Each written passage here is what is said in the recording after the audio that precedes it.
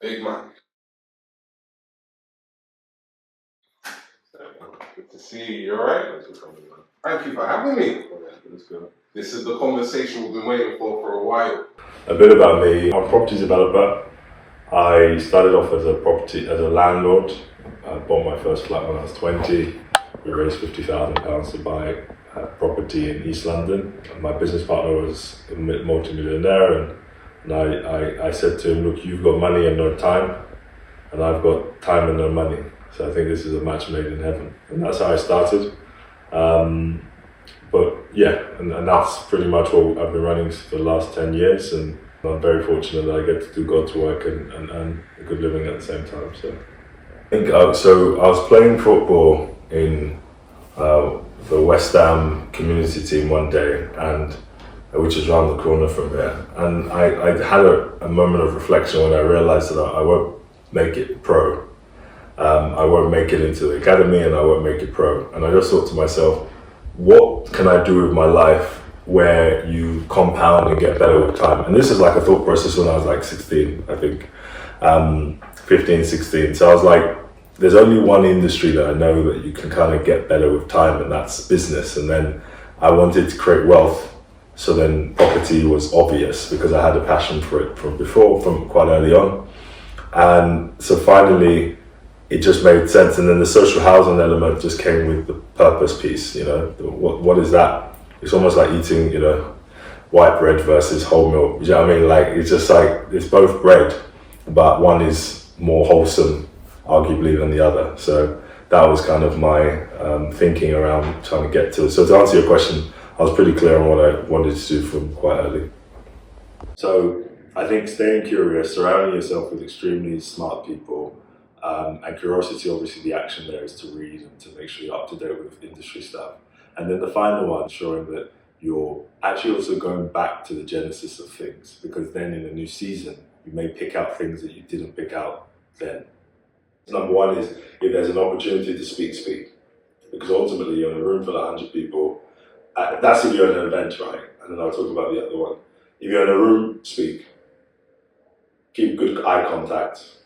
And be the person that allows other people to come in. Never be the person that goes up to talk to someone and then because the first thing I ever do when I'm looking at somebody is I look at their feet. If somebody's feet are 2 feet that are pointed together, that is like an engaged, almost like a tight circle that you can't penetrate. So very simply, if you want to achieve, they say if you want to go fast, go alone. If you want to go far, you go together. Networking simply is the opportunity that we have to make sure that we're finding the right people to ensure that we're able to go far together. Can I ask you a question? Yeah, sure. So how do you prioritize those relationships, A? And B, how do you say, is it quantity over quality or quality over quantity? Or do you do both, depending on how you want to approach that relationship? So to your first question, I think quality is over everything. So if you have 100 people in your phone book, but you know there's only one person that you can actually speak to, what does that actually mean? And I think whether it's LinkedIn, Facebook, mobile phone, it's really great that we've got so many different methods to be able to engage with people. But ultimately, when I'm thinking about relationships, I'm thinking about people that you can actually do things with. If I have someone who's a name and a number, but I know they're not going to pick up, I know they're not going to respond to me, I know that if I needed money, if I needed advice on something, they're not able to do anything, they're not even able to refer me to anyone else, then in some ways there isn't really much point in having them. And so I think that the quality becomes the real kind of starting point. By quality, I'm essentially meaning, is there something that we can do together? And if there's nothing that we can do together, that obviously has its limitations. But then the second thing is this. In order to get the best from relationships, proximity becomes important. Now, what's interesting is that in the world that we live in with social media, so on and so forth, we've got a mutual friend in Oase who currently lives in New York. Every time he's here in the UK, one of the very first things we're thinking is, how is it that we're all able to come together. Now, virtual proximity is fine, and having regular conversations is great, but so many of the relationships that we have where we're able to access any form of like value from them comes from a deep connection that is really fostered when you're together and feeling as though that person is with you. Now, not every relationship is like that. Sometimes you'll have more distant people that you're simply going to have a transactional, I know that this is what you're interested in, I'm going to provide it, we're going to do that exchange, and maybe your trust that your trust in the fact that I will consistently deliver on my half if we have any form of exchange will mean that you'll come back to me.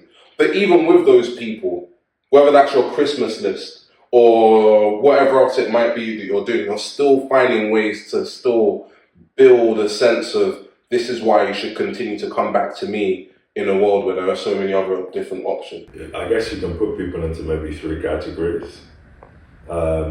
One is who you're going to have a very long relationship with. So Horatio wasn't the only person that I met in nursery that day. There was James. I think years later there was then Kevin. There was Josh. Was it Josh Green? Yeah, Josh Green. A lot of us with whom we met in the early part of our lives, but I don't speak. The only person I speak to is Horatio. So that you have that set, but then within that you have a subset of person who actually is somebody who you then have your category of people who are close to you, professionally / economically, socially, and then maybe like wild cards, like it could be spiritually or whatever. And if you find someone that you can kind of traverse all three of those and also have an early beginning like I have with Horatio, then of course like you're onto a winner. It's a connection that goes beyond simply thinking I need to do a specific exchange with you. This is I want to spend my life with you because we're just on the same page. And so I'm grateful. And it's fascinating because it means that even though we've known each other potentially over 30 years now, we haven't actually had to think about things. Well, if I miss a birthday or if anything else happens, it's not going to change the fact that at fundamental level we are still on that same wavelength. And I think I wanted to say it because it's something which is difficult to articulate, but I think it's really key because perhaps in some of the most powerful kind of core networking situations, you are not just simply speaking about connecting with someone because they've got something which is really aligned with you, but actually you're connecting with someone because there's something about the kind of vibration. And I was like, man, how are you able to just execute with such ferocity, is that the right word, or just ferocious, but so like calm? And then he just like broke it down in such a systematic way. So taking that systematic thinking, he doesn't know this, but I actually have taken that approach in how in business. It's like, okay, how do I think effectively? How do I think efficiently? How do I think in steps? How do I first principles thinking? You know, so it's different seasons.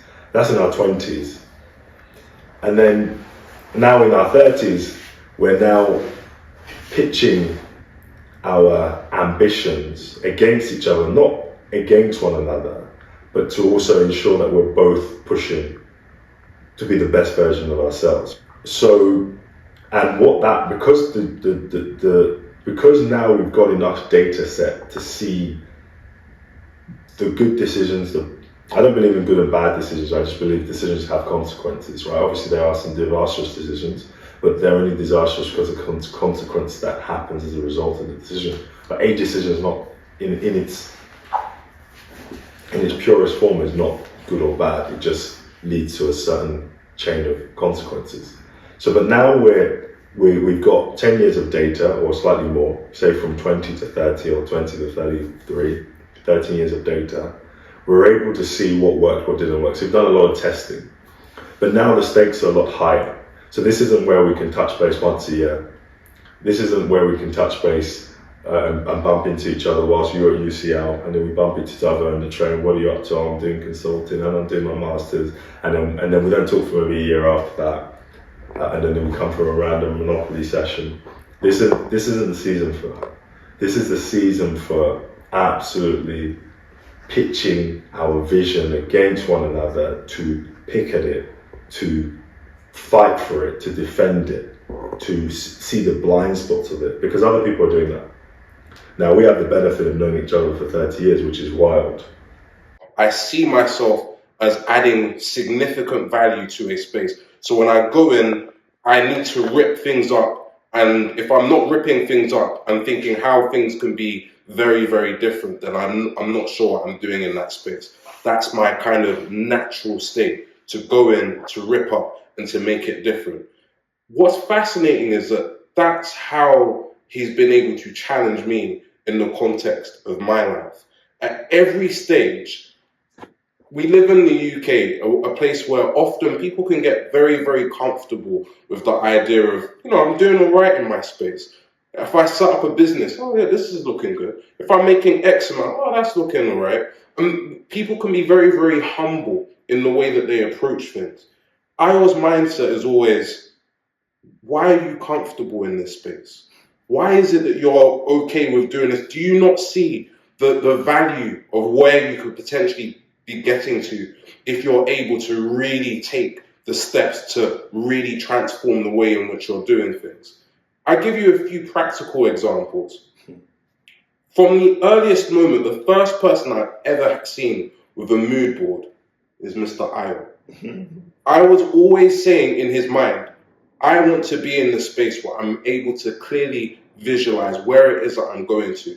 And on the mood board, the first mood board iteration that I saw had a plane, had a representation of the billion that you were going to make, had a representation of that life in politics that you'd be able to bring, had a representation of the international impact that you were going to have. And actually, when people say to me, how is it that you continue to have and retain that energy to want more and to do more?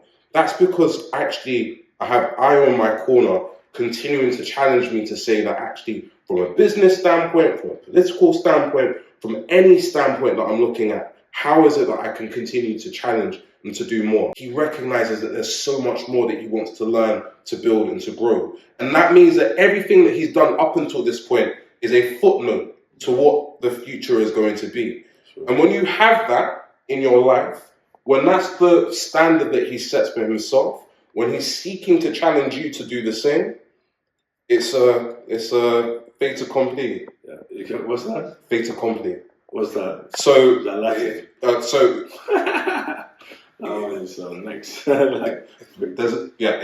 It's just a foregone conclusion. Nothing else that can be done. And you can tell a lot about a human being by the way they eat. Let me show you mine.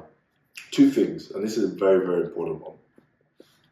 Or it's quite informative rather than important. So, when I eat, let's say for example, I love rice. I'm cutting back on it now, so I eat like a third of the rice I normally used to eat. And let's say for example, I have a bowl of rice and I put the stew. Let's say the stew has to go around, so there's not enough stew, but I still need to have that same amount of rice. I will eat the rice with a minimal amount of stew for up to 2/3 of my meal. And I'll make sure the last third is as scrumptious as that, with all the stew just swimming around. Do you understand? Because I have that mentality of let your yesterday, not let your tomorrow be better than your yesterday. It's just, and it's weird because I do it. So when I see some of my siblings, they will eat the best part of the food first, and then they get the rice and then go enough stew. I think, and that's how I am. I'm not reckless, and that's how I approach money. Saying to myself, can I afford to be broke tomorrow? It's not possible. So how do I sacrifice today? Now the second thing I do is most people will have the stew and then wash it. Ha! That hurts me. I chuck the rice in there, I swirl it around. Why? Because I want value. I want to extract every bit of tomato, whatever from that plate. I must scrape, add extra, and that shows me, and that mentality, that keeps me humble because it just reminds me how much of a gift food is, how much of a gift being able to even have the luxury of eating when I want, how much I want, do you understand? But there's something to say that if I've got the energy, if I've got the insight, if I've got the willingness to put in everything that I need to put in to be able to live the kind of life that I'm seeing in other spaces that I want for my family, that I want to be able to enjoy. And not when I'm great, not when I'm 60 something, sitting down saying, let's see how things are wrapping up. This is in the here and now. What is it I can do? And for some reason, sometimes, and I do a lot of work with young people, there are so many people who are motivated to do stuff, motivated to be impactful, motivated to be prime minister, motivated to be rich, motivated to do whatever it is that they want. How many of them have the discipline to do it? How many of them have the discipline to say, I want to do a triathlon. I'm actually going to have enough hunger to say, I'm training for this triathlon as if my life depends on it, and they move to do it. And I think, I don't want to say that we're more hungry than other people. We cannot make a comparative assessment because we don't know other people's life. I do know in both of us, something that helps us to challenge each other is the real hunger and a kind of youthful hunger, a kind of sense that irrespective of where we are now, there's still a kind of, and even the way that, maybe I'm just shouting for the sake of shouting, but there's when even just thinking about it as a concept gives me energy. I believe in bending life to your will. And as such, I don't feel like preparation is ever wasted, because if you really get to the crux of what that preparation does, it doesn't necessarily always need to meet opportunity. What it does do is get you prepared, even it might be the next opportunity. But what do they say? It's better to be prepared and not have an opportunity than to have an opportunity and not be prepared.